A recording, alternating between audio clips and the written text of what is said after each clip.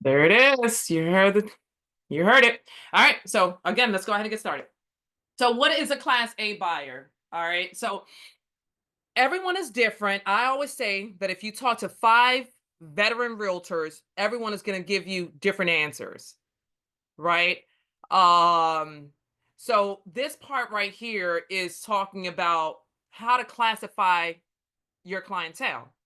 So a class A type of buyer traditionally means that buyer that is ready to rock and roll within the next 3 months. Ideally, sort of insinuating that should be the person that you're working with constantly and closing and all that stuff. But the thing is that sometimes you put so much focus on this client that by the time you close this client, you don't have anything lined up, which is why a lot of people started eventually getting frustrated, losing hope, and all that type of stuff. So the more that you're able to lead generate, notice the more that you're able to, obviously put them in your list and select database, which once again, Command offers you that CRM that you can definitely use for free. And that's where you're able to capture any and all leads, and you're able to add a tag. So that tag is how you can put for yourself, whether it's a class A, class B, class C. So going back to what I said, if you talk to at least five different veteran agents, everyone is going to give you sort of a different answer. So don't be surprised if by chance maybe my class A definition may be different from one else, but know the fact that all the difference, it still works. It still works in the same manner, right? So to me, a class A buyer is someone that needs to move within the next 3 months. A class B buyer would be that person that needs to move within the next 4 to 6 months. A class C buyer would be that person that would need to move again, right, from 7 months forward. So that way, when you're talking to different individuals, they're saying, hey, not now, call me back in 5 months. Whenever they tell you 5 months, that means call them back in 3 months. Or in other words, don't take that direct, like 5 months, call them back less time than that. Because facts always show that when a person sort of has that intention of doing something, if they give you 5 months, then psychologically for them, they actually may start shopping around about 2.5 months. So the point is that when they do start shopping, if they don't really have that loyalty to you, then that's a lead right there that you can potentially lose out. So please note to yourself that whenever you talk to that someone and they tell you call me in X time, cut that in half and then check in with them then. And that's when you want to take advantage of leaving appropriate notes because everyone's style is different and be true to yourself. But I'm one that, hey, when I picked up that phone and I'm calling them, you told me to call you back in 5 months, but yet I know it's only been 2 months. I just wanted to check in with you to see if there's any outstanding questions, maybe connected to something that's happening, right? The latest talk of town is this, just wanted to check in with you to see if you had, any questions, any concerns that we can discuss now. Just want to make sure that, wanted to touch base with you and let you know I have you at top of mind, right? Hopefully, in that initial conversation, depending on how your flow goes, of course, depending on who that other person is on the other side, you're able to build dialogue that maybe even, building rapport with the family. So in that simple conversation, hey, so how's your dog doing? Right? Last time I talked to you, you told me that the dog had this, you start building rapport with them. Because it's just those little small things that really make a difference, especially nowadays. A lot of people feel that, family members or what have you are not checking in on them. How nice would that be that you can be that person that's checking in on them just out of courtesy? So the more that you're able to just be authentic, genuine, not salesy, the more, once again, you're building your pipeline of people that want to work with you. So that's in essence what Class A buyers is, right? Dialing the phones, lead generating. Once you make the contact, then you understand their time period, and then that's when you're able to leave appropriate notes in Command, as well as even create a task, that follow up that's going to remind you, right, when the day comes, remember to call so and so according to that. So that's what, classification of a Class A buyer is. Now, this is the cycle, right? This is a cycle, and the point is that you want to go from lead generation to then, right, doing the whole buyer consultation. As I mentioned to you all previously, I would recommend create the buyer consultation before you start lead generating, because sometimes that appointment can come tomorrow, and what do you have to provide to them? So if by chance you don't have the business just now, that's fine. Continue lead generating, but in your downtime, if you allocate at least 20 minutes per day, think about it that way, then by week's end, you can finish that buyer consultation. And once again, you're able to find, if you don't already have a buyer consultation already, you're able to find it under Command, under Designs tab.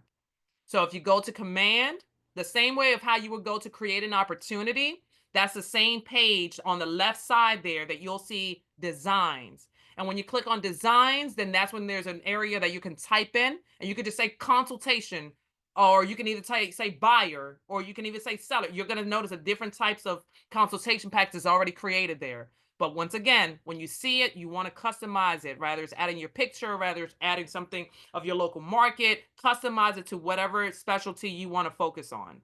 So again, this is a cycle, right? Lead generate, get that appointment, get that consultation, right? Leave a lasting impression when they come to meet you. Then, help them find the home. And then, of course, going into negotiations, and then contract to close, and then post systems. So my goal is, obviously, I'm going to go over this presentation, but I want to add some personal suggestions in each phase. But notice that these are the phases that we're going to be discussing in slides ahead. It's too early for aha, so I'm gonna leave it there. Let's get right into getting the appointment. Right. So notice the fact that this is now explaining to you all on how you can convert it to become a Class A buyer. Right. So facts always show that when a lead comes in, those that can call the sooner the better is the one that's able to lock in an appointment. Sometimes consumers are interviewing realtors, but facts always still show that that first realtor that they meet is traditionally the one that they're going to choose. But that's not always. That first realtor that they choose, that they meet with, if in fact they are actually prepared, then normally those are the ones they choose with. So I don't want anyone going into an appointment thinking, oh, I'm the first realtor, I got the job. No, you have to come in there prepared. Picture yourself as a consumer for any service that's important to you. Let's just say, for example, you want to go to a financial advisor. All right, someone that's going to help you create that, financial, stability and what have you for you in your future. What would you expect from that financial advisor that day when you go? Even if you don't sign anything with them, what would be something that would make you, you know what, you're my person? Position yourself as that consumer and jot down what you would, if you were a consumer, what would you expect from your realtor? And that is what's going to help you understand what you need to include in your buyer consultation. Okay, so I'm going to leave it there so you can brainstorm, take notes, what have you. Give valid and complete contact information, say it to command. In terms of contact information, sometimes folks just assume, and it's right? Get the name, email, telephone number, and you're lucky if you get the address, but name, email, phone number. Now, again, one thing that you can make yourself creative or unique on initially, yeah, you don't want to ask too much information, right? Because you don't want to pull them away. Point is to get the lead, call the lead, get the appointment, and then bring them in front of you. But how cool would that be when you get them in front of you, whether it's physically or via Zoom, that you're able to then ask a little more thorough questions, right? Things like, you know, information, right? Who's going to be on this journey with you, their relationship to you, when is you all's birthday, if it's a newlywed couple, when is your anniversary, like things that you don't want to you don't want to dive too much in their personal life because you're building a relationship, but just those are things that later on in your business, right after you help them close, we're going to claim that after you have them close, then you've already done your due diligence with knowing important dates to them. So then that way, moving forward from there, even if they don't close with you right now, but you're able to send them that nice text, that nice email, that nice call in the near future, which are other ways of how, if they're not a client to you of yours today, those are little activities that you can do to start building rapport with that potential client. Determine their motivation to buy so you can speak to it. So that's another question that I would encourage you to include in your buyer consultation.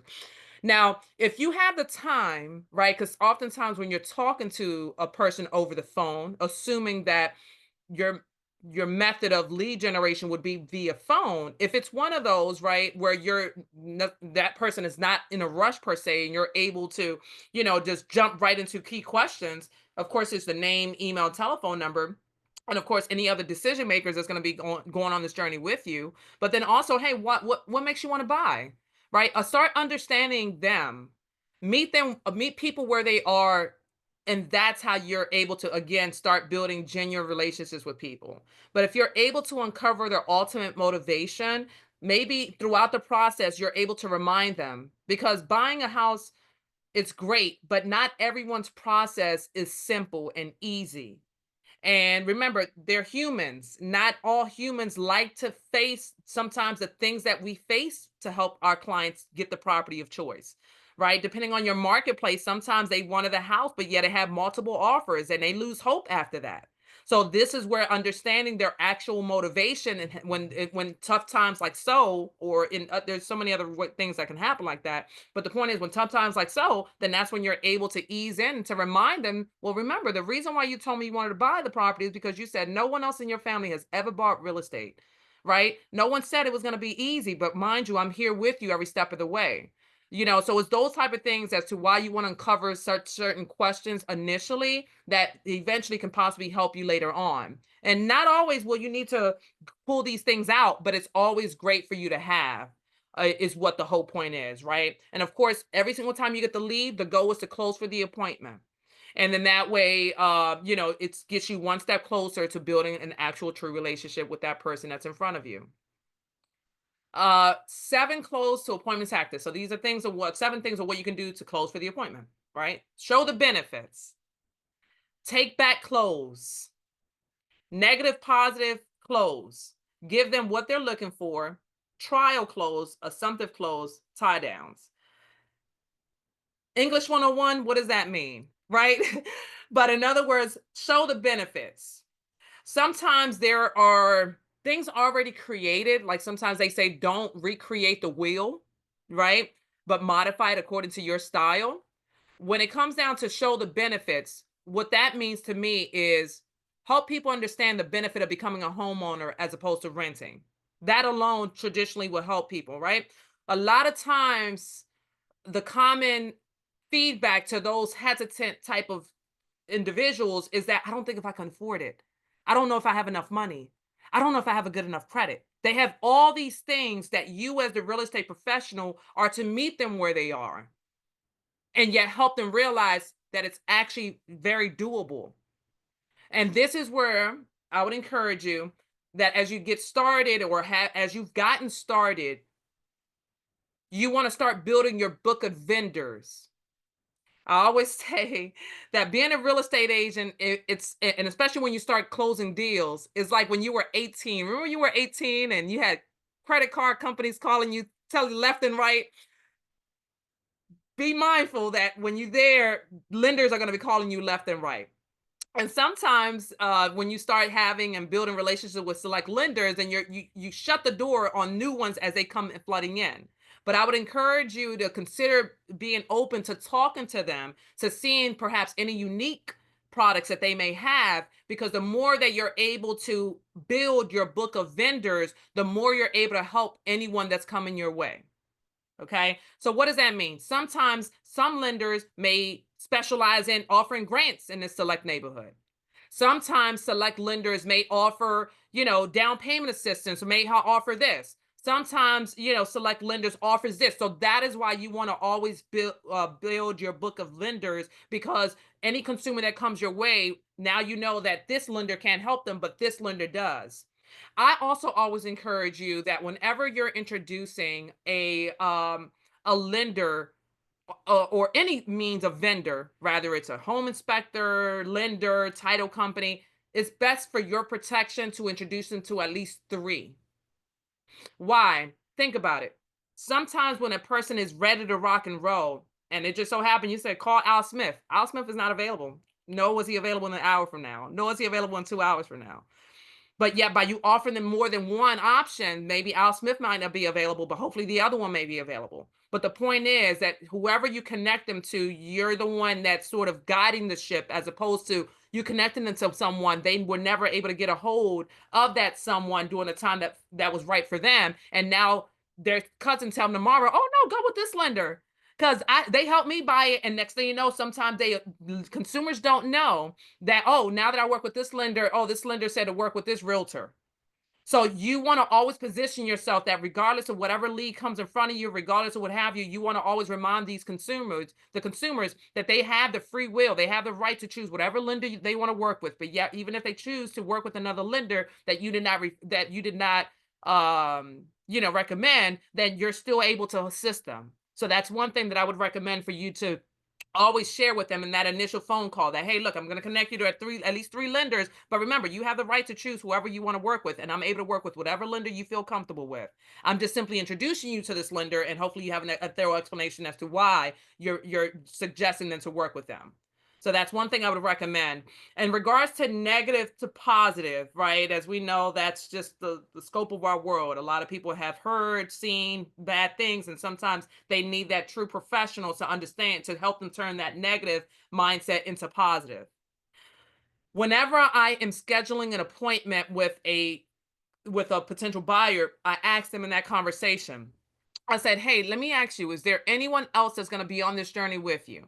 Sometimes that response can be, oh, no, it's just me buying the house. Oh, great. Okay, not a problem. But let me ask you, when we actually start going out to see houses, is there anyone that that you really want there with you? That you're you also want their feedback on the house of choice. Oh, yeah, yeah, yeah. That's my brother. My brother's gonna come. Exactly. Great. So that on Thursday at 6 when we meet, is your brother available? Oh, no, he won't be able to come with us. No problem. Can he do Zoom? Because I would really love to meet everyone that's going to be on the journey with you. So then that way we can all address any and all questions and concerns there. And I can't tell you how much that has saved deals, because if you don't do that, think about it. That person goes in, has a wonderful conversation with you. In fact, you probably think that you found your best friend. Now, even though that appointment went excellent, now next thing you know, they go home. They make that phone call. They talk to who they talking to, and now that person's bad experience has now tamed everything you just said to them. And now the phone call tomorrow when you check up on him, oh, you know what? After talking to my cousin, it seems like, I'm gonna just wait another 3 months, because you don't know what that so and so person told them. So that's why I would encourage you that moving forward, consider adding that feature in there, and you will be able to seal more deals. I encourage that, because that naysayer, or whoever that person is, that sometimes is the one that bought real estate 15 years ago, that knows everything more than us, then you're able to meet that person there. They can speak out loud, address any concerns that they may have, and hopefully you can seal that concern right then and there. And that alone is what's going to help you stand apart from any other realtor if they're going to be interviewing them. And it's those little small activities that can help you build genuine rapport, and can again help you build that book of business. My goal here is not to only help you find one buyer. My goal here is to help you build a sustainable business. So please note that when I'm sharing these things with you, again, it's not only for you to get one buyer, it's for you to build a system moving forward from here. Um, this next part, right? Where buyer objections to the appointment. Oh, I don't have time. Hold on. I know I told you I want to buy a house, but hold on. They have all these apprehensions. So this is what number one is talking about. Ask questions. Find out what's the apprehension. I'm sorry, I thought you said you want to buy a house. Why don't you want to meet me on Friday? Oh no, because the whole interest rate, and I don't know if I have enough money. Oh, okay. Okay. Meet them where they are, right? Um, in regards to that, let's stop here. I invite you all, if any, to be, unmute yourself and perhaps share any apprehensions that you have been facing from buyers. Let's address this issue, because this is a frequently, we all face this. So let's talk about objections of perhaps what you guys have encountered, maybe something you've encountered and you don't know how to work around. Is there anyone on here that can unmute yourself and express it out loud? And then that way we can help each other. I can say something. Thank you. I'll say that from some of my buyers, I hear like, I don't have enough money saved yet. I just want to wait until I have more money saved. Thank you for that. What marketplace are you in? I'm in the DMV Oh, area. excellent. Yeah. Okay. Okay. So that topic is, I don't think I have enough money and saved up. Have you been able to learn or discover the right appropriate response to that? Because there is no right or wrong. Everyone's style is different. Everyone, love language, if you will, is different. So it's about, trying to ask the right questions to uncover how you can seal that deal. So have you been able to have any success with a good response to that? Well, I think it's kind of what you said previously about having good lenders and kind of connecting people to, others who can talk more about their finances, first-time home buyer programs, down payment assistance programs, and giving them that like information and knowledge so that they can make a more informed decision on their next steps. There you go. Thank you so much, Leah. And you're absolutely right. I tend to respond because, again, there's no right or wrong. It's just adhering to the person in front of you. So, like Leah said, there's many ways of how you can sort of hopefully seal the deal by reminding them that there's plenty of lenders out here that offer a lot of unique programs that can help them with the down payment assistance program. So sometimes when they say that, I'm like, hey, well, just out of curiosity, how much is it that you think that you need to save up? And when I've asked that question, you'd be surprised of the response. Oh yeah, I think it's my dad told me $50,000. My cousin said he put $80,000. Like, oh, did you know that you can buy a house with as little as $10,000 if that? And they're like, 10,000, that's all? So, meeting the person where they are is something that I would suggest. Only when you feel comfortable, of course, because of course you can't do that with everyone. But just know that there's different ways of how you can meet that person where they are, and you can go as simple as that. Well, let me ask you, how much did you think? So another question is, hey Martha, well, what's the minimum income for me to buy a house? There is no minimum income. So it's just meeting people where they are, asking them the right questions to understand what their objection is. Sometimes it's like, no, because my dad told me don't buy a house because his cousin bought a house last week and that process is so terrible. Well, what happened? I don't know. Well, if you want, I'm happy to meet with you and your father in my office, and I'm happy to go over it. There's no pressure, but you did express to me that you wanted to buy a property, and I'm here to help. Rather it's now or in 5 years from now, there's absolutely no pressure from me. And that alone, you don't understand. That alone would put down some guards, because a lot of times they smell us as salespeople and they think that we're going to sell them a dead horse, but we don't want a dead. That's not my job here. If you said you want to buy a property that's at $1,500 a month, then my team and I can help you get exactly that. Now, how is that going to be possible? Let me connect you to the lender, because the lender is the one that's going to help me understand how I can best position you. Now, in my marketplaces, I'm also Leah. I'm here in the DMV area. And the DMV area, for those of you that don't know, it's DC, Maryland, and Virginia area. By us being in this area, we have different cities, different areas that offer you different price points. So a lot of times, of course, most people want to be either in the city or close to the city, but yet when it comes down to connecting it to the lender, then they get distraught because they're like, oh, I can't buy right now because I can't find that house of choice in DC. Oh, well, not a problem, because you said you wanted to keep your price range at this, right? Well, did you know that this area over here offers that? Oh, I didn't even know that was an option. So that's what I'm saying.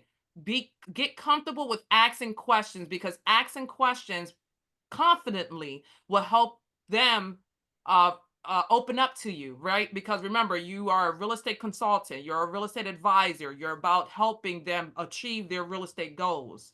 And you're the one that's also able to help them understand just how simple it can be. And it's not as hard as what they've learned, what they've been told. It's not as hard. So ask questions, empathize. You got to be empathetic to people when they're saying, what have you. Identify their real issue, right? Uncover their real issues by asking the right questions, and then offer them a solution, as opposed to saying, oh, you said, okay, not a problem. All right, have a good life. Bye. Offer a solution. That's what they're looking from us, whether they admit it or not. And in terms of urge and agreement, the urging of an agreement is not necessarily urging them to sign and print hard.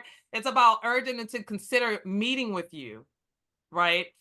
So it wouldn't be a bad idea if that in that initial, talk, you're able to uncover what the issue is. So if there's anything that you need to prepare yourself between now to the appointment date, then you can offer those array of solutions to them. And once again, that will make you stand apart from your, the other competition, if any. All right. Any ahas so far?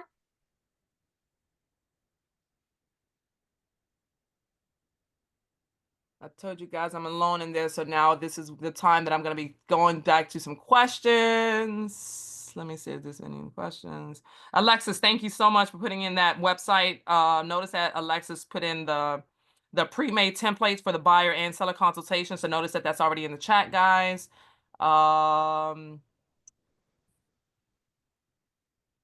Maria suggests that it is helpful to record or film yourself doing the script, so then that way you can watch over, watch yourself and realize what you can get better at. Christina put in a link there for the answers to the buyer presentation designs. Thank you so much for that. And when I first started as an advisor, I interviewed different lenders. In fact, of late, I had used myself an example of needing to buy a house and the vendor book. Excellent. Yeah, the Mariah Rivera says about the vendor book, right? And in the vendor book, if you don't already have one, remember, it's the typical vendors that we need to get our clients successfully to the end. So that would include lenders, that would include title companies, that would include inspectors, and that can even include appraisals. That should also include insurance companies. That should also include home warranty companies. That should also include general contractors. In my part of town, there's a difference between a general contractor and there's a difference between a home improvement person. So you want to be mindful of your marketplace to determine what kind of licensed individual, because mind you, as licensed realtors, you can only refer people that are licensed. You cannot refer Uncle Bob down the street just because you know him all your life. Only if he's licensed, insured, and bonded are the people that you want to refer out to your clients. But again, I recommend to not only refer one, but at least refer more than one, because the reality is that everyone runs their business differently, and you want to kind of just be that trusted person for them to offer them that of what they need in relation to real estate.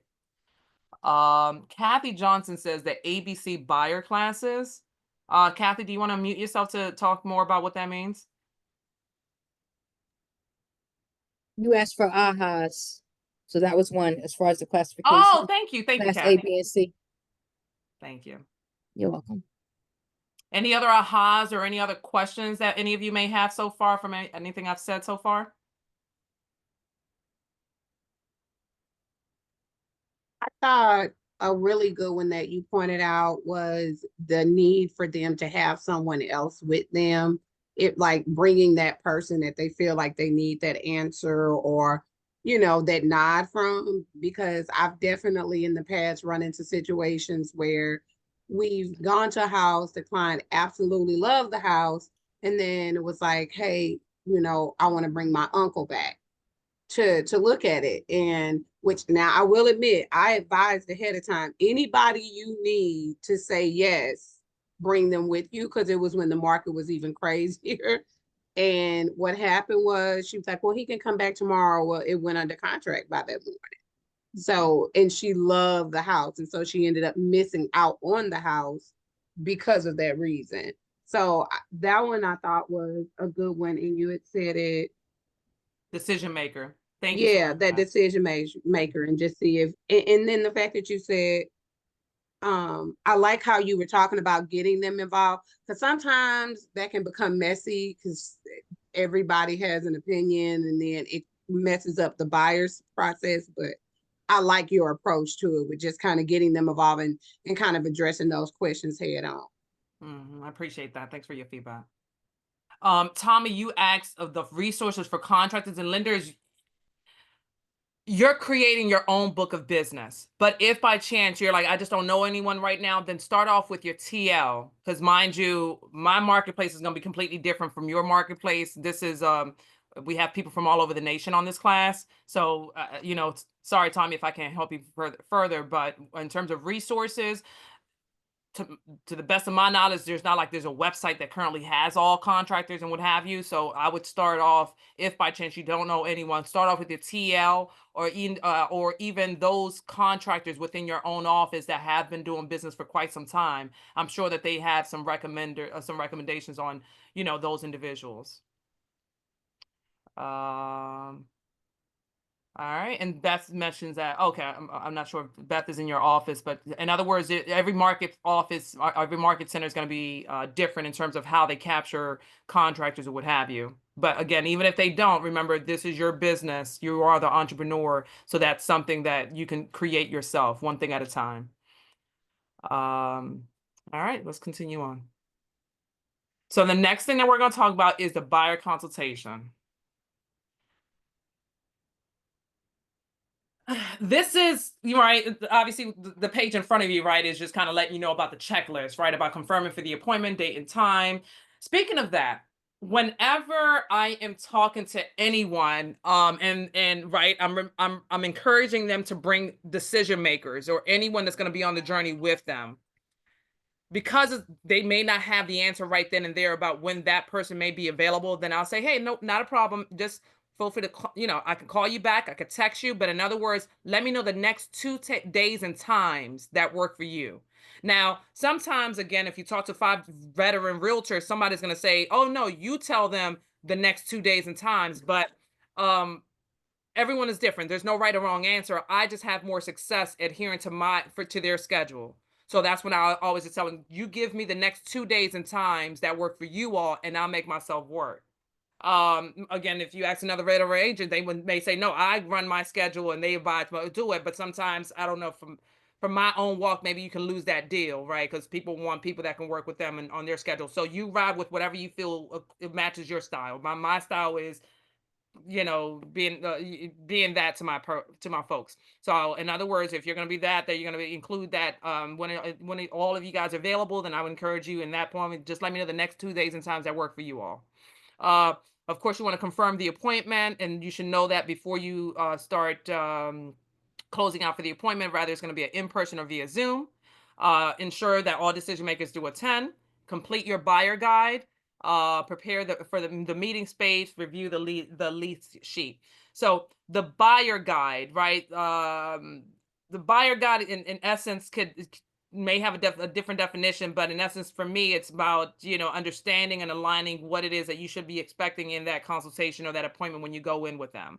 So then that way you can come fully prepared. Rather, it's someone that told you that they don't have money to buy houses, you can come hopefully with a book of grants, local grants, or websites that they can go to that can handle that objection or scarcity type of mindset. Rather, it's a person that's only looking for new developments, right? And then that way you can come prepared with how that new homes guide or whatever it is that your marketplace offers for those type of so, but bottom line in that, before you close for the appointment, you're understanding what it is that that person is expecting from you. So then that way you can add that additional sort of cherry on the top, in addition to you doing that traditional buyer consultation. The 10 services the buyer, things that can add value to you. So the point is that you want to address their needs analysis, right? You want to do a needs analysis. That's sort of asking them a series of questions. I'm happy to share with you all my knowledge, but I do like to always remind that you choose as you wish in terms of you're creating your book of business. But for me, needs analysis would start off with my number one question. And rather you want to do it when they're in front of you, that you're asking the questions, or rather you want to do it for them to actually fill it out while you're going to grab them coffee or whatever it is, that needs analysis should definitely at least include the following. Time frame. By when do you need to move? That needs analysis should definitely include what kind of property you want to buy, right? Condo, townhome, single family. That should definitely include how many number of bedrooms, bathrooms. Now, when I enjoy actually going through the questions myself, because that before I ask that type of question, then I like to tell my folks, let's talk about what you need, not what you want, right? Because everyone wants the $1 million house, but that's not your price point, which is just fine. But the more that you're able to understand it, and when you ask that, right, or when you at least throw that out there, let's talk about what you actually need, then you'll notice that the feedback is going to be more like, oh, well, I mean, I actually really just need 2 bedrooms, but I prefer 4 bedrooms. But the point is that you're able to underline that they minimum of 2 bedrooms, right? So then when you start doing your research, it should always be minimum of 2 bedrooms plus. Now, granted, if you can find them more than 2 bedrooms, you're going to be that superhero. But at the end of the day, it's not, I'm sure that it's not up to you. It's the market, right? So you want to find out, and that's when I like to address and carry it on and sort of govern the conversation that way, because I am building rapport with them as I'm going through these questions, right? As you can imagine, depending on who's in front of you, sometimes this is an emotional process for people. So, but asking these questions, one, helps you build rapport with them, helps you fully understand them, helps you understand their motivation, helps just make the conversation flow right, because you got so much mixed emotions going on, the excitement sometimes, desperation sometimes, depending on their situation or what have you. But sticking right to what you need to know to help them find exactly that is what's going to help you not only close that deal, but hopefully build referrals from that alone. So again, going back to the questions: time frame, type of property, number of bedrooms, bathrooms. Then that's when I'll go into help me understand what the hell. I'll say something like, help me understand. Okay, well then that's when I'll go. Does it need to have? If I understand that they want a townhome or single family, then that's when I'll dive a little deeper. Where I'll say, okay, well help me understand what it actually needs to have. Are you looking for a basement, garage, parking, right, backyard, these type of things, right, that can really help you go from all the inventory to filtering and narrowing it down as much as you can. So that would be my next series of questions. Then from there, I would go into, let's talk about what the house should not have, right? So what does that mean? Meaning more like, Martha, don't show me houses that to have this. So that means that when you ask that question, and you can interpret obviously according to your style, what in essence you're asking is, help me understand what you don't want to see. And that's when they'll say, oh, Martha, I don't want to see no houses, that are outdated. I don't want to see any houses that are this. And then that way, when you're doing your research, and you're able to then remove those, because the goal is, again, that you're going from all this in terms of inventory to syndicating it down to match more of their criteria.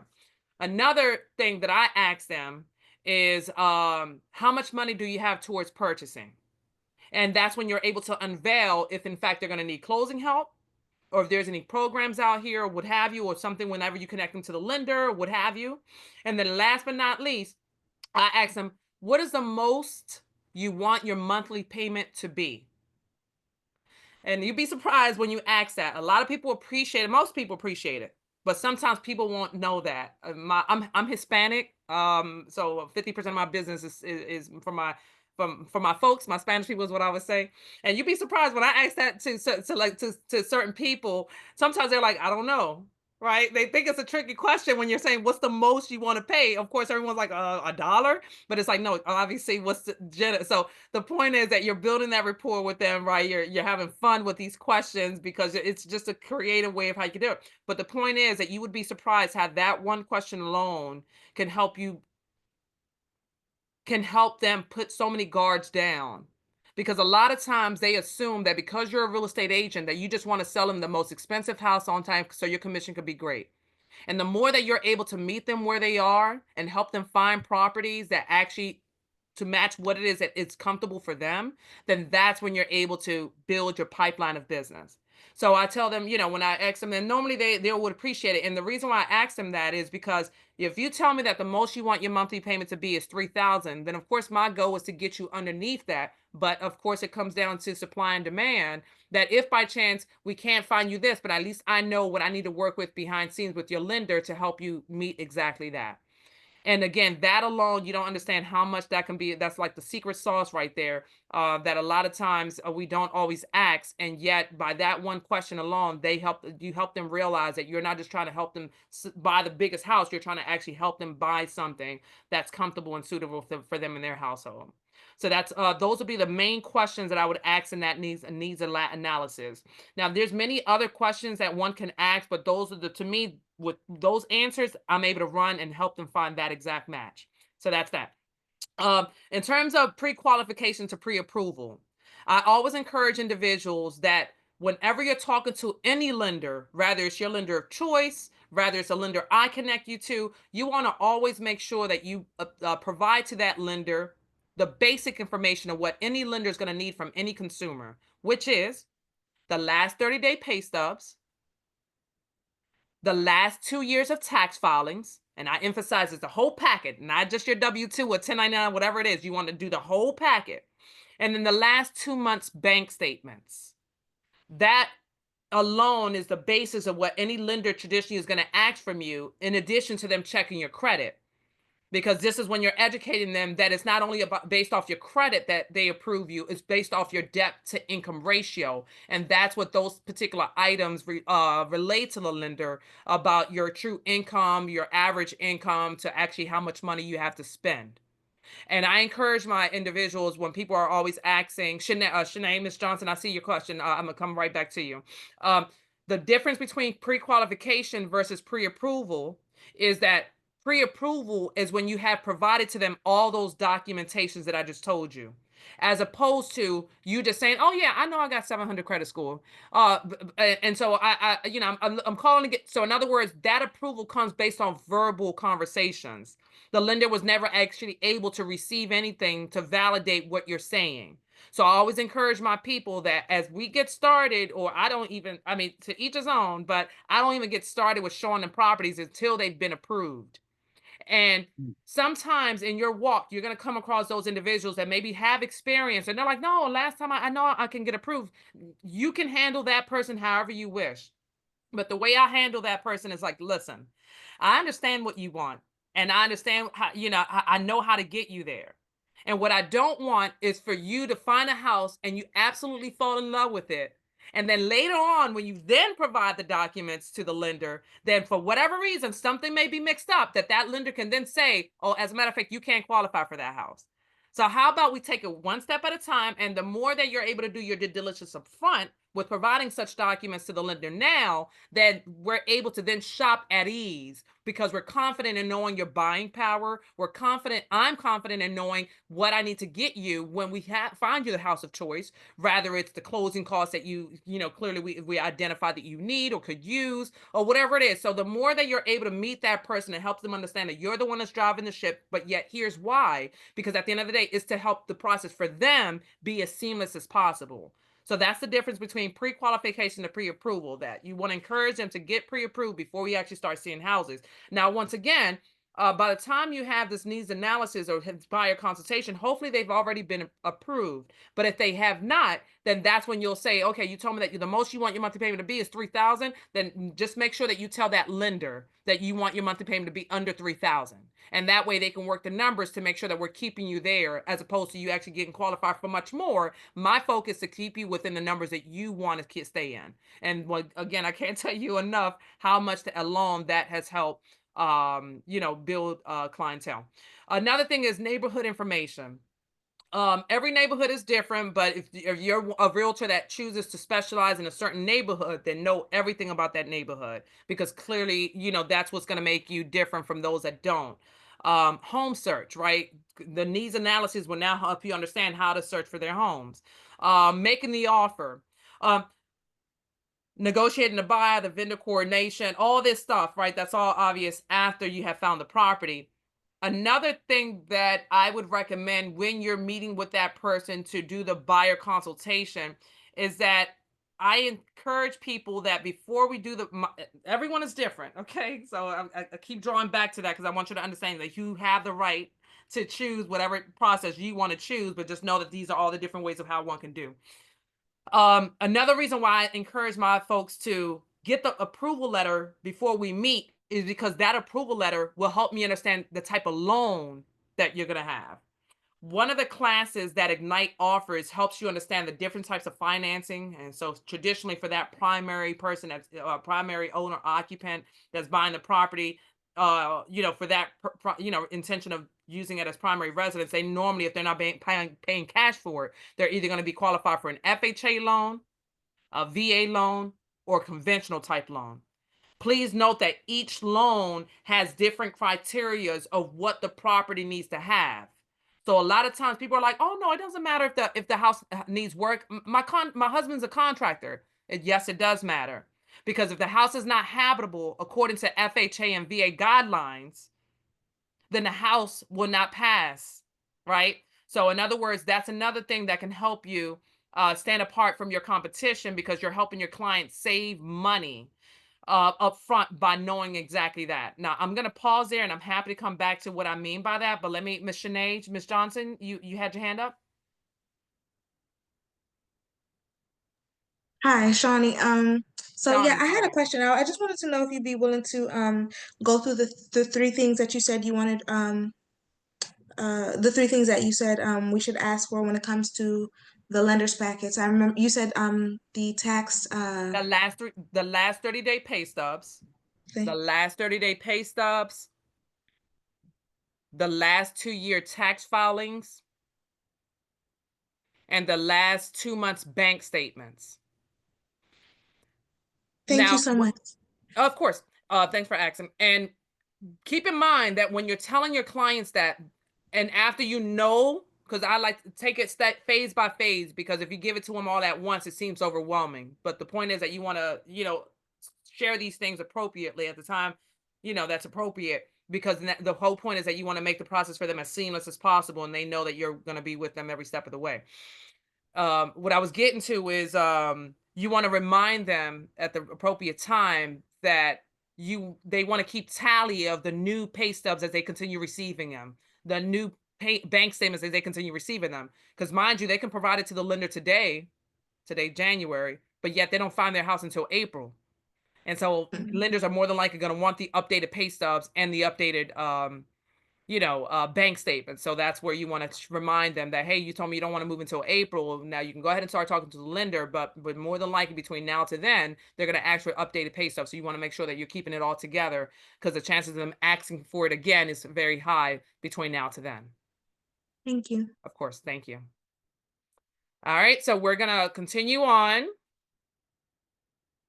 Welcome guide. Here it is. If you want to take a snapshot of all this to kind of help you understand sort of a step-by-step guide, if you will, of things of what can guide a potential buyer to, all the things that's going to be at hand for them during the phase of them successfully buying a property, right?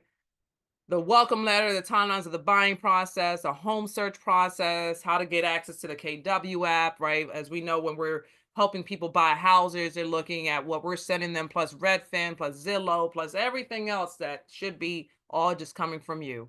So take advantage of the KW app, which is supposed to be hand in hand with your local MLS to keep your clients up to date with the supply, right? The current inventory. The introduction, all that should be included in your buyer consultations. Reasons to buy a home, right? That's for those objections that we discussed earlier about why the benefits of becoming a homeowner.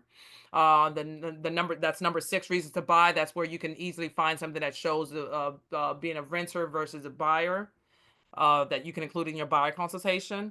The market analysis, someone mentioned earlier about the multiple offers situation. So if by chance you know that you're in a market that the high chances of it being on the market this weekend when you want to show it to Uncle Bob is slim, then this is where using a market analysis. You said you want to stay in Shenandoah subdivision.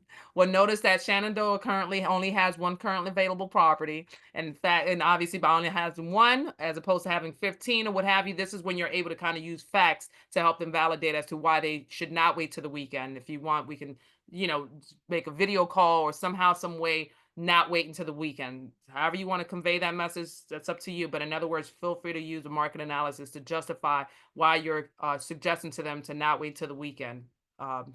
That's something that you can do to hopefully, get them closer to submitting an offer. The financial worksheet, those are all things that normally I let my lenders, I like to stay in my lane of expertise. So anything financially, I let my lenders know. All I need to know on my end is the most that they want their monthly payment to be, the type of loan that they have, and if by chance they're going to need closing costs. Credit check, of course, that's all under the lender, right? The interest rates, that's all under lenders. Buyer questionnaire, that goes back to that need analysis that we talked about, what you would go through when you're doing the buyer consultation with them. Sometimes, you're going to get, as you continue communicating with individuals, you'll be able to identify the type of person that you have on the other side of you. Sometimes that means that that's an analytical person. Speaking of which, have any of you guys ever heard of DISC, D-I-S-C personality? That is where, we're all customer service, right? We're in customer service. Yes, we're real estate agents, but that means we're in customer service, right? We meet all types of individuals. And the best position that we can position ourselves in is when we understand and start learning the science behind how people are driven. So the DISC assessment, if you haven't heard of that, I would recommend for you to consider reading about it, even taking this a free exam to help you understand what kind of characteristics you have. But in other words, I love it because it's short and sweet. The D is for those drivers. The I is for the influencers. The S is for like the strategy, that type of person, and the C is for like conscientious. So science shows that whenever you know that you're working with the S or C or both type of similarity things, then those are the analytical individuals. So the more that you're able to understand how to adapt to according to the person that you have in front of you, the more you're able to seal the deal. So if by chance you know you're about to meet with the person that's analytical, then in those cases, that's when it would be great for you to offer the sample of a contract, because they want to know up front what they're going to be signing in the future. So that's where it could help you understand the type of personality that you're working with in front of you. And I bring up DISC, and I know that there's other ones, but the DISC is the most simple one to help you understand the different types of personalities. That if you study it, it'll even show you how they present themselves, how they communicate, and that's how you're able to identify what kind of person you have in front of you. And then everything else speaks for itself in terms of this outline from 1 to 30. The buyer guide, this is that buyer consultation that we talked about, that one of our fellow folks on here was kind enough to share the link about where you can find it. But once again, this is where you're able to find and note the fact that KW offers you a buyer consultation. But again, I encourage you to go in there and adhere to according to your own style, right? Of course, creating table of contents, always making sure that they understand that their needs comes first, because that's how you're able to do your part, right, by understanding their needs. And yeah, so these pages are just kind of showing you, right, the different pages and all that. These are the other types of questions that I was referring to about the needs analysis. This is the page that kind of dives, in other ways of questions you can ask in that buyer consultation. Yeah, so this is just, some samples of other type of questions you can ask. Templates and neighborhoods are in command. So this is where, you're able to start creating marketing pieces for yourself, and on how you're able to, position yourself to be that, local specialist in your select areas. So that's that. Right. Well, again, the buyer guides, right? This is kind of helping them understand sort of the path line of what to expect, right? Partnering with an agent, and obviously that agent from there will connect you to the loan officer. The loan officer is going to work with you to get approved. And then 3, find a home. Now, this is where I like to add to you. I'm one that I treat people how you want to be treated. Like if I was new to this industry, what I would want to know under the pre-approval status is that I want to understand if you are an FHA type buyer, a VA buyer, or a conventional type buyer. Why is that? Because again, sometimes the frequent response is, oh, it doesn't matter if the house needs work, because my husband, my uncle, my dad, someone they know and trust can fix the work. But yet it does matter, because if by chance, for example, you're an FHA or VA type of buyer, in my opinion, those are the most strictest of them all. What does that mean? They want the house to be as habitable as possible. So for example, what's common is for a staircase that offers over 3 stairs, then that staircase should have a handrail on it. And guess what? If it doesn't, then FHA will not approve that. Same thing with like a chandelier, right? Sometimes people have fancy chandeliers and they're like, I want to keep my chandelier, it's not going with me. So they leave this big open hole there, and FHA VA won't pass that.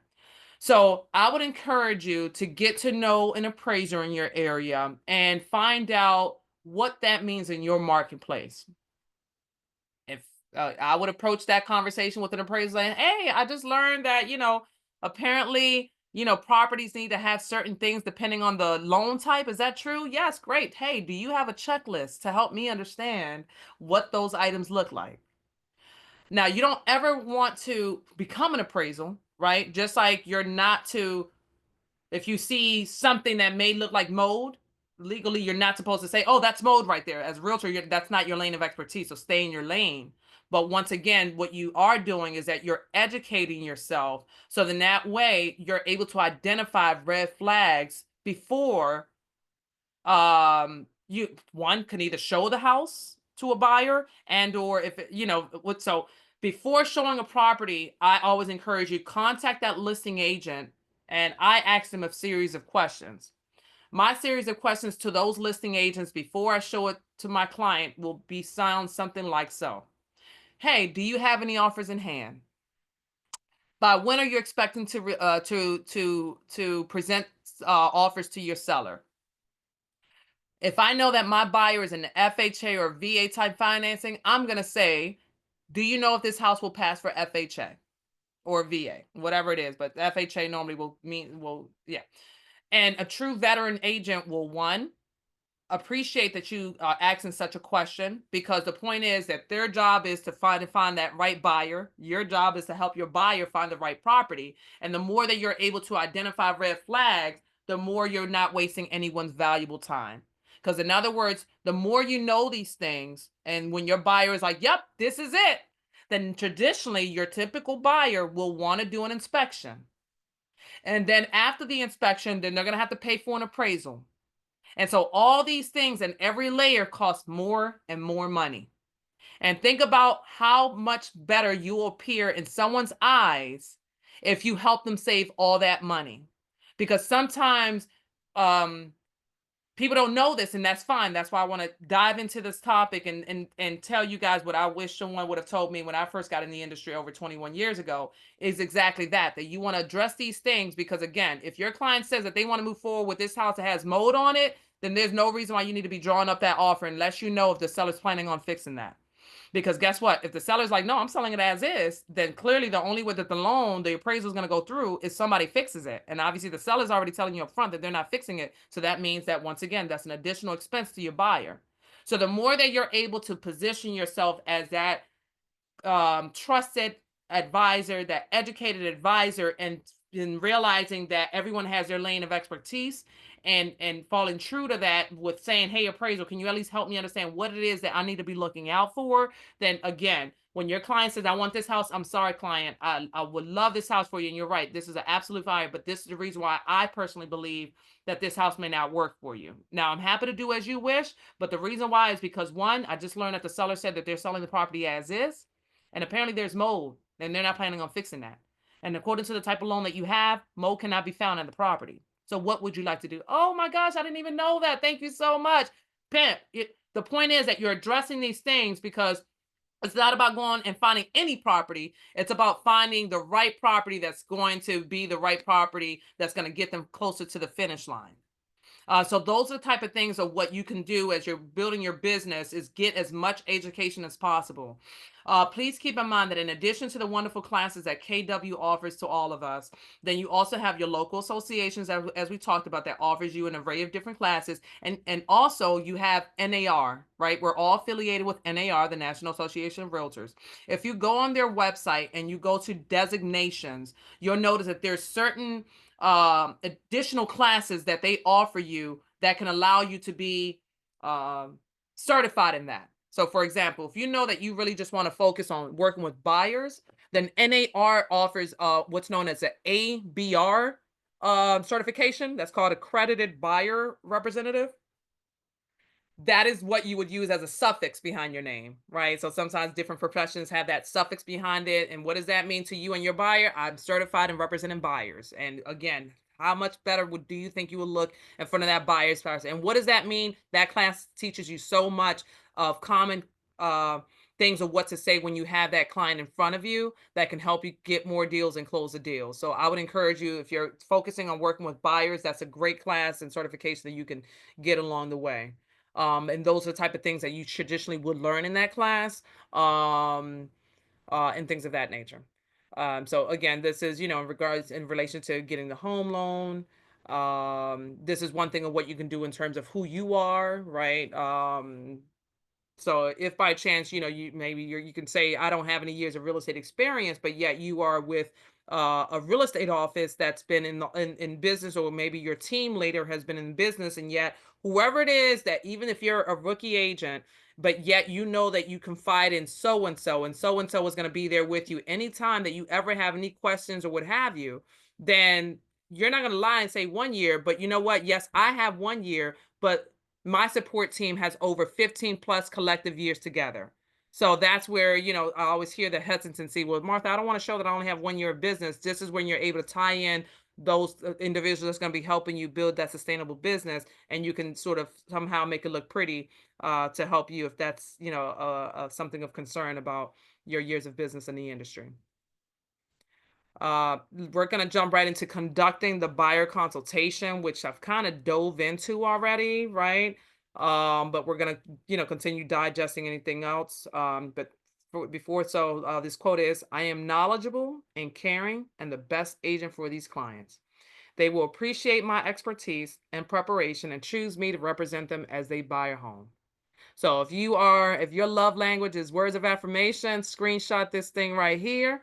And those moments when you have faced a lot of no's, I am knowledgeable, I am caring, and I am the best agent for these clients. They will appreciate my expertise. And you keep saying that to yourself until you get motivated to continue making those calls. So this is a segment where it's encouraging us to, consider lead generating. So how about, if it's okay with you guys, we can either one, take a quick break and or use this time to go over any questions or feedback thus far. And or you can send out a text to any potential leads that you may have.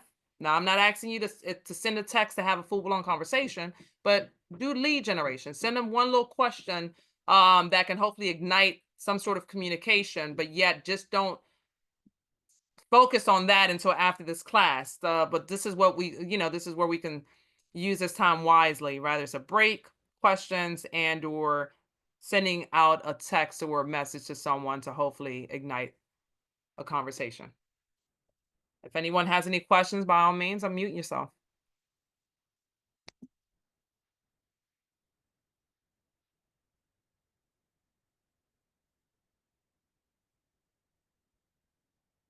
Do you guys want to take a break, or you guys want to keep going? If we keep going, the quicker we can get out this class.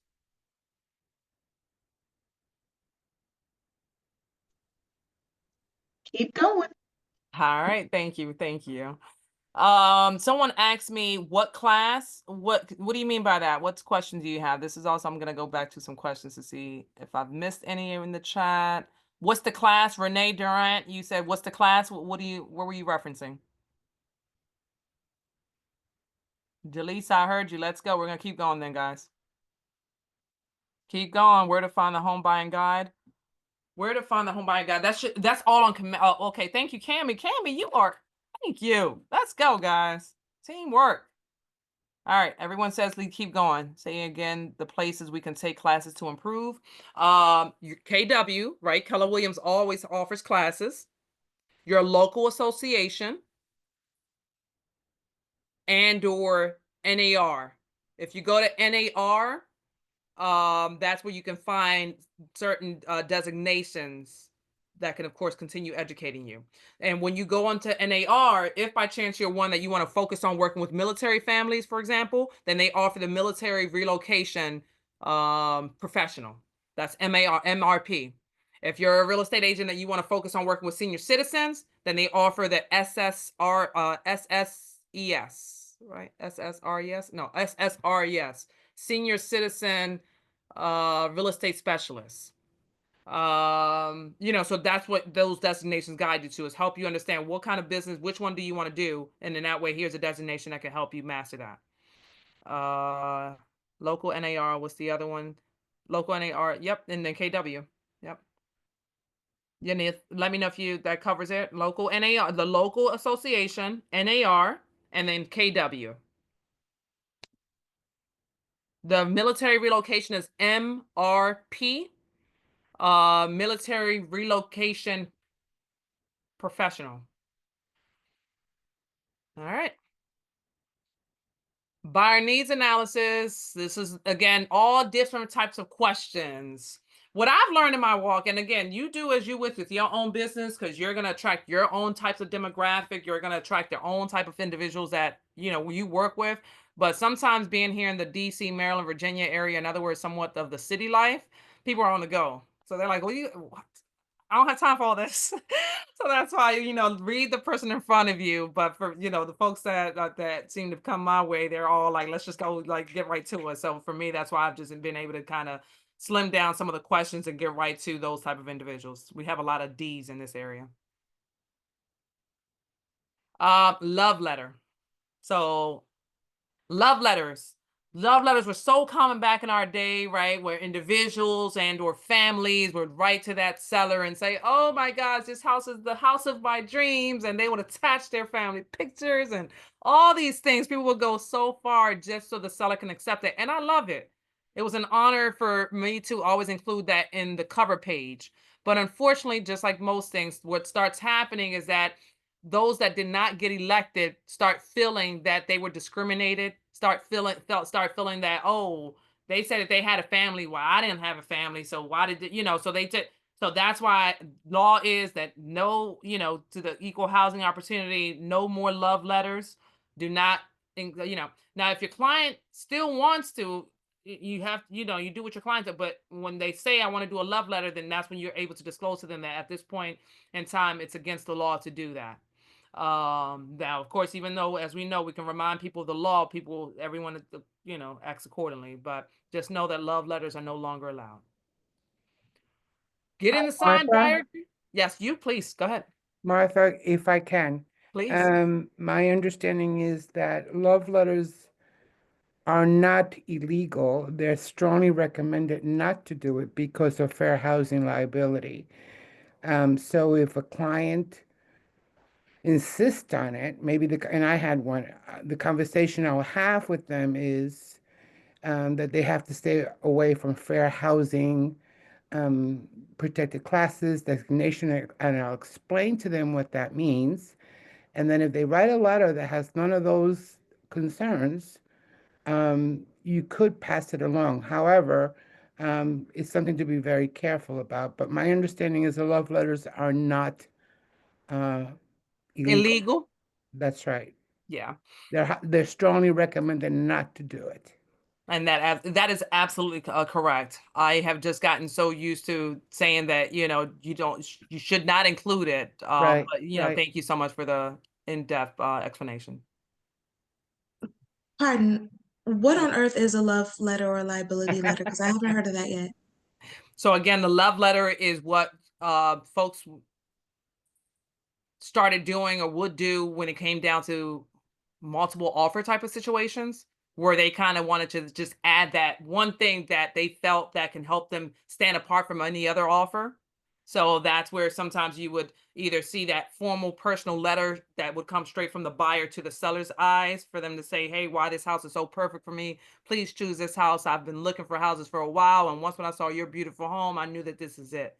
And so to Miriam's point, sometimes then they'll go into the whole fair housing situation. Hey, it's because I have a family and this house is you're saying things that are, that will sort of fall under that fair housing. And so that's the reason why they've recommended to steer away from it and to encourage our clients not to do it, because sometimes people don't understand what fair housing means and or things that fall under that. So that's why, most people just say they're not allowed anymore. Because sometimes people just don't understand, sort of keywords not to say or not to include. But yet, to Miriam's point, sometimes, again, every realtor is going to be different. You're going to dive into helping them understand exactly what that means. But sometimes Right. not everyone does that. So that's why, So, yeah. so what about because it said love letter no, liability letter yes. What would you say the main differences? I might have missed it. Good question. Or is that should I just put that out of my mind? Totally. No, it's not to put it under your mind, because sometimes whenever your buyer wants to buy a property that just simply has a lot of demand on that property, then they're going to be asking you, hey, what are ways what can I do to help my offer stand apart? So that's why they're sort of hashing out the whole love letter part and talking about the liability letter. The liability letter, I mean, I've just gotten so accustomed to steering away from love letters that I can't say that there's an actual true term to help one understand liability. By all means, I would love to open up the floor to anyone if you know the actual true definition of what a liability letter is. Liability is they're using love letters as the same as they're just saying that a love letter is a liability. So it's not two different kinds, it's one and the same. And why is it liable? If a buyer that really wants to innocently attract emotionally the seller about pick me, they may say things like, we're a family of 5, the school is right next door, and the house sits perfectly for my disabled child. Those kind of things. Those are protected classes. Yeah. So So that's ultimately, they're the why, same thing. yeah, exactly. More or It's the less. same thing. Okay. Thank you. Thank you both. Thanks for the question. What about rentals? Same thing applies. Yep. Good Okay. question. Rentals leave love too. Absolutely. Rentals apply too. In terms of love letters all fall under the category of us assisting someone to acquire a property, rather it's acquiring it through, purchasing it or getting it through leasing it. Either way, love letters are, suggested not to do. And Okay, no thank you. one-liners for when you submit an offer?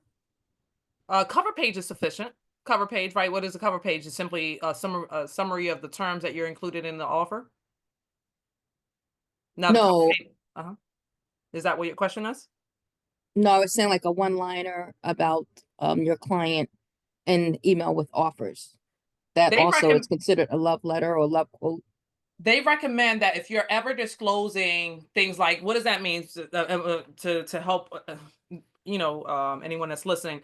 What does that mean? Like sometimes, I guess what she's saying is like when you're submitting an offer, you're simply sometimes implying like, oh, this offer, my buyers are husband and wife who recently just got engaged and are planning on having kids, and this house will be so perfect for them.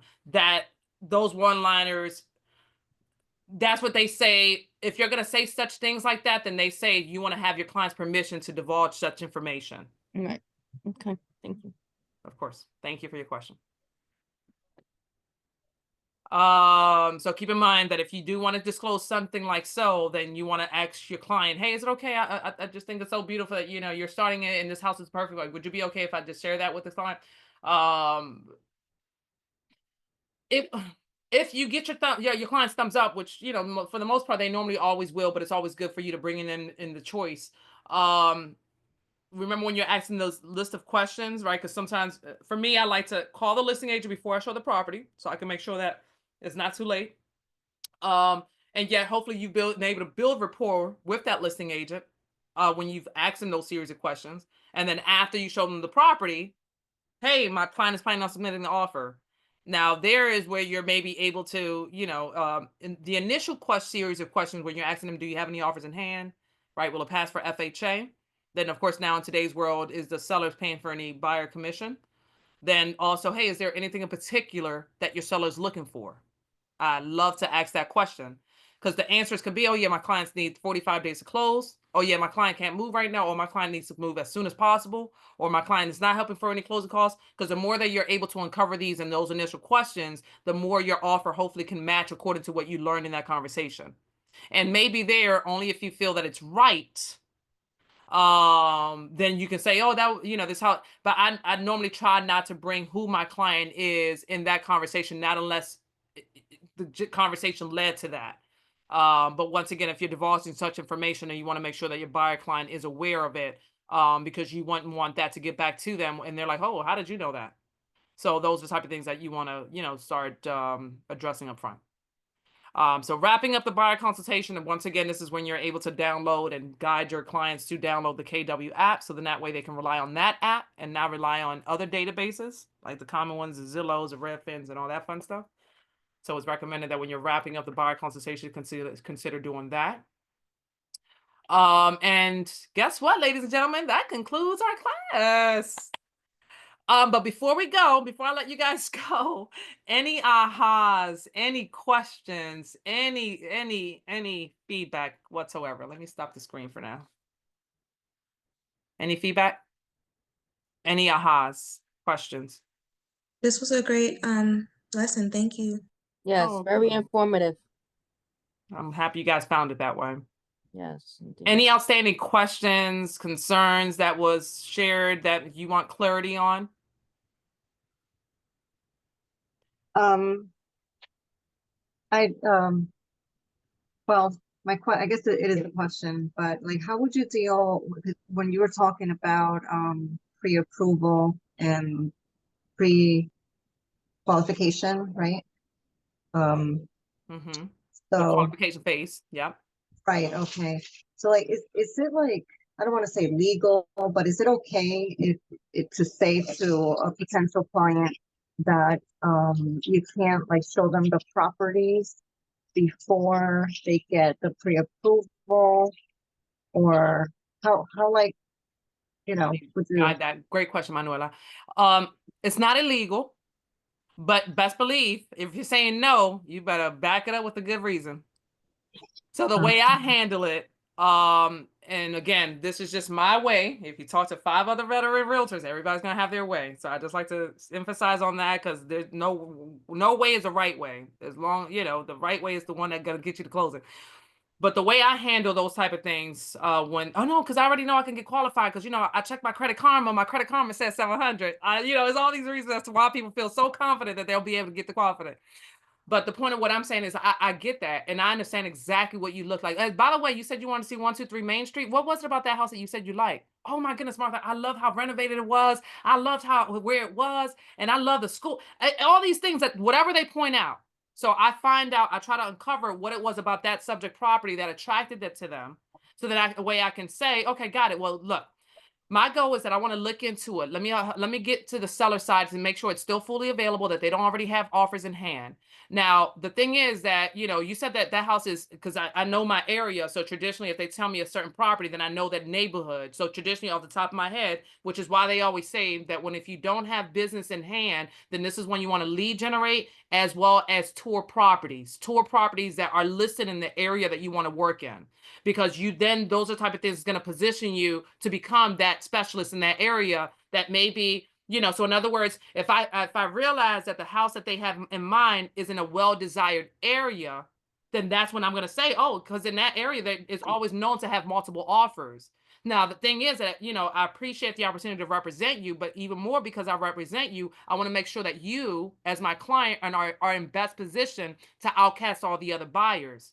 And the only way I can do that is by making sure that I've connected you to the lender and you actually provide them and allow them to do everything they need to do with you so they can provide to me what I need. So when it comes down to submitting the offer, if you choose to move forward with it, then you're in best position to help me negotiate the best terms for you. And by me saying things like that, then they're realizing that it's not that I want to push their desires away. It's more that I'm trying to help them get that house of choice. Is that answering your question, Manuela? Oh yeah, definitely, because it it really pertains more to like family members, because I love having the opportunity to have had my real estate license. I just got it. I'm brand new. I got it last year. But now they feel that they can come to me and I want them to come to me. But I also feel that they're not understanding, like, okay, I just can't like show you stuff, properties without like I have trouble, I guess it's because I know them. I have trouble saying no. Got it. I understand. And it's different phases to it. Don't feel bad about it. You're not the only one. I'm grateful for your honesty because I know that you, amongst many others, amongst us, we face that. And it's like, how do I say no to someone? But remember, you're the one in charge here. And the moment that you allow them to take charge, then that's when sometimes you can lose them. Because sometimes those individuals are the ones that are wanting people to work with them, and they're the ones that can then put themselves in a situation that causes frustration to them. And so that's why you want to pull it back and in the most kindest manners, remind them that you're here for them. And your job is to get them to where it is that they want to go, rather it's this property now or another one that can come about because there's a new one that's about to come on the market that no one knows in a week from now. So that's why you're saying, I'm trying to help you get there, but by me helping you get there, this is the steps that I need to make sure you take. So then that way you can be in full alignment. Because oftentimes what happens is that you see the house today and you're ready to rock and roll, but then you don't talk to the lender till Saturday, and that lender won't provide to us the thing by Monday. And then by then, the house is no longer available. So if you're able to start working on that script alone, the more you're able to seal that deal when it comes to you. because that way Okay. then it's showing that you're trying to work with them, you're trying to help them get what they're telling you, but you can't help them until they do their part. Thank you. Of course. Any other questions? Just real quick, I just wanted to say, I think that you clarified, like with the buyers, because I think a lot of the issues, I think with some of them are, um, where they're gonna fall into that category. Do they have enough money, or save enough money to be able to buy a house, or where they fall into that FHA, conventional, VA type thing. So knowing your lenders, I think that you pointed that out. I think that was really helpful. Because to have that conversation, not that we can, educate them on that, but to kind of direct them in the right, where to go, hey, talk to this lender, get to 3, like you said, but being able to understand what their needs are like that is, I think a lot of people are in that category because a lot of them don't know. And they're like, okay, where am I gonna, do I fit in, where am I gonna fit into? So I think kind of knowing your lenders, like you said, which was great, especially for new agents too, but that was very helpful. Thank you, Teresa. I appreciate that. I'm glad that you found it helpful. Now, mind you, it's only the lender that can help them understand the type of loan that they want, right? Oh, excuse me, that they can get approved for.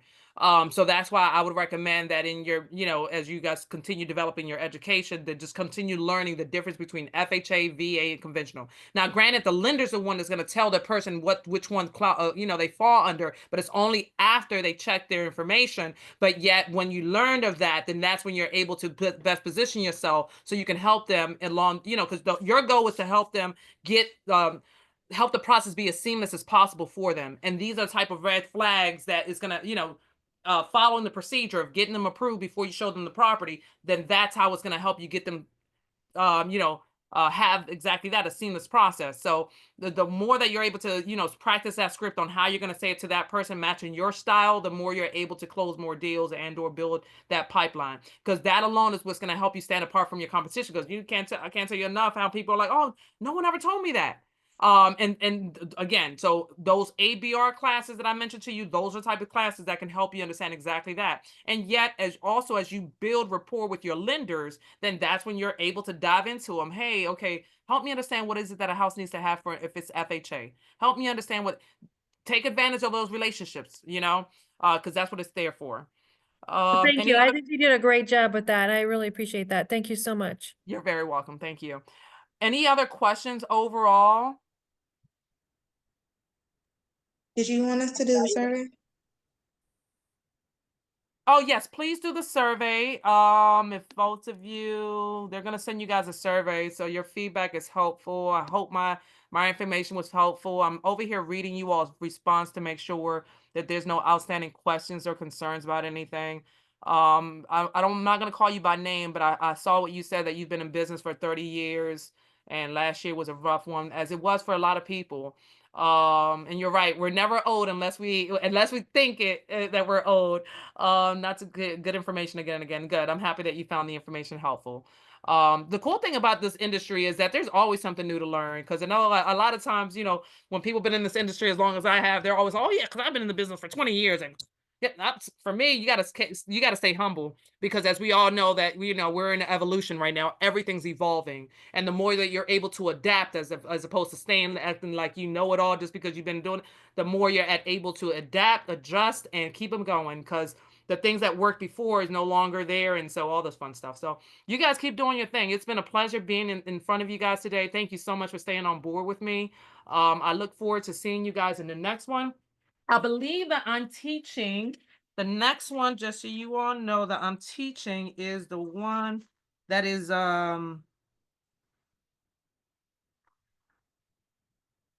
stretch dope relationships. What is it?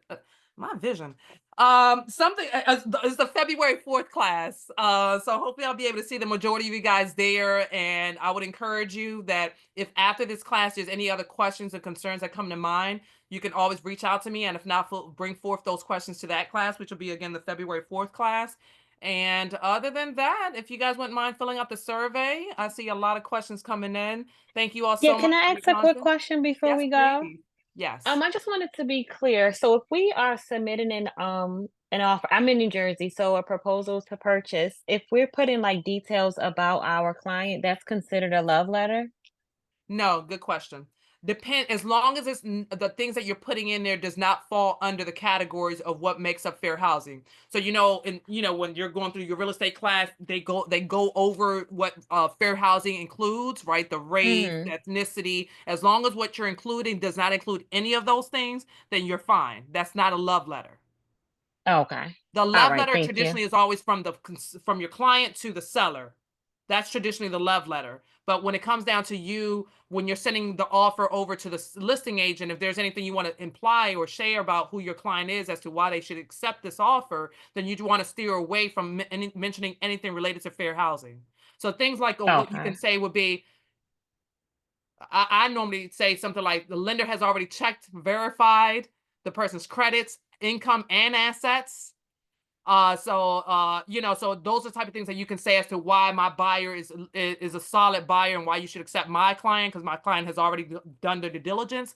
Sometimes lenders do the whole underwriting screening process. Those are things that you can use in that body of the email as to why you should accept my client's offer, because everything's already been checked and verified, has even gone through the underwriting system, and we know that they can get approved, things of that nature.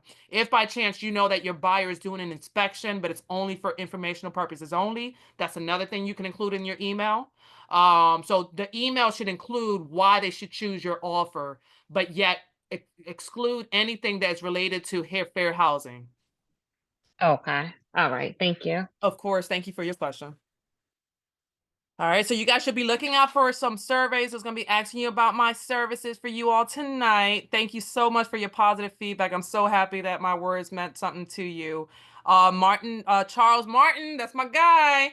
Well, some of you guys have asked about where to find the recording. Martin noticed that in the chat, Mr. Charles there, he has provided that to you all. And other than that, if no one else has anything else to say, that concludes the end of our day. Oh, by the way, make sure you guys lead generate. The 5 things that you should do if you don't have a book of business every single day. You need to lead generate. You need to lead follow up. You need to schedule time to go on appointments. If you don't have any appointments to go on, this is when you can go tour houses or properties within your designated area so you can get acclimated and become the local specialist, right? Go to contracts classes. That's what the local associations always offer contract classes. Get to know your contracts, because when you get a client in front of you, they're leaning on you to tell them or interpret what those contracts say. Okay, so I can't stress that enough. Learn your contracts. And then of course, practice and role play. Like one of you guys have mentioned, make sure that you record yourself so that way you can see, right, how you're doing it, correct yourself, accept constructive criticism, because it's only to help you get better. Read books. There's a book I can recommend just for the sake of it in terms of mentality, things that can help mentally, would be Miracle Morning by Hal Elrod. That's an easy read. It helps you get your mind right, so then that way you could tackle the day. And it's an easy read. It's like 60 pages, and he has one that's allocated directly to real estate agents. Of course, read the MREA book, which helps you build a sustainable longevity type of business. And then Think and Grow Rich. You can't go over. And then last but not least, Psychology of Money. Those are all things that can help you with dialogue, help you with conveying, feedback, conveying so you can sound confident and all that type of stuff. So those are things. And by all means, just remember, stay focused on doing what it is that you have to do. When you guys are lead generation, make sure that you guys stay away from the do not call list. Be mindful of that. And do what you got to do to best position yourself. And other than that, this literally now concludes our class. Thank you so much again for your time tonight, and I hope you guys have a wonderful year. Thank you. Bye. See ya. God bless. Bye-bye. Thank you. Thank you all. Bye-bye. See ya.